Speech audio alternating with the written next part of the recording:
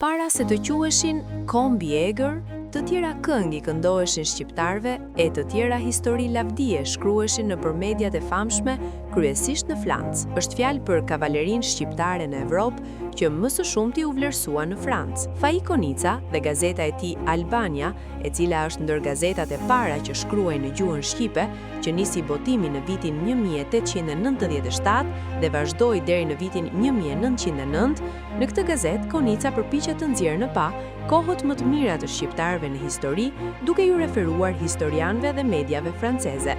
Një ndër to ishte edhe ajo e kavalerisë shqiptare. Në gazetën Albania dhe revistën tjetër të Konicës, Kalendari i Maleve të vitit 1902, shkruhet ndër të tjera e përkohshmja Albania ka përmbledhur shumë artikuj e shkrime prej autorësh të vjetër të Francës, të cilët rrëfejnë se shqiptarët kanë sjellë të parët në ushtrinë e Evropës la cavalerie légère, do me thonë, kalorësit e lehtë. Franca, më tepër se të tjera vende, pati shërbime të mëdha prej këtyre shqiptarëve.